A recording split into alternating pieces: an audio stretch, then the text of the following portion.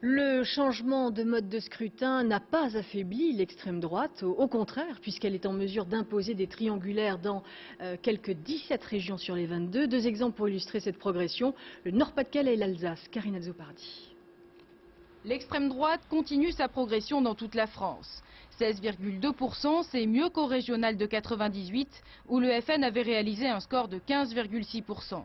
Résultat, le parti de Jean-Marie Le Pen dépasse les 10% éliminatoires dans 17 régions.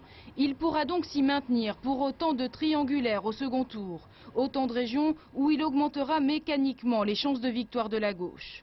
Région Est, PACA n'a pas rempli toutes ses promesses. Jean-Marie Le Pen n'a pas pu se présenter, son remplaçant n'est que 3e. Il n'y a pas eu le déclic d'opinion que nous attendions. Et dans la mesure où il y a eu une critique assez sévère du gouvernement, elle a profité à la gauche, peut-être d'ailleurs par un effet de ressac de l'affaire espagnole. En revanche, dans le Nord-Pas-de-Calais, Karl Lang dépasse le représentant du gouvernement Jean-Paul Delevoye et se hisse en 2e position après les socialistes.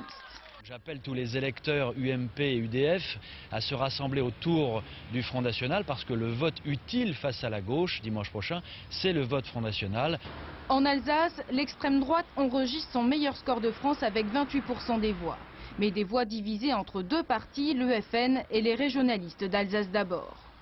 Ça confirme qu'il y a un problème et que la politique actuelle ne répond pas aux attentes d'une partie de la population. En Ile-de-France, enfin, Marine Le Pen enregistre une contre-performance. Elle est en baisse par rapport à 98. Globalement, la progression de l'extrême droite est donc loin d'être enrayée depuis le 21 avril 2002.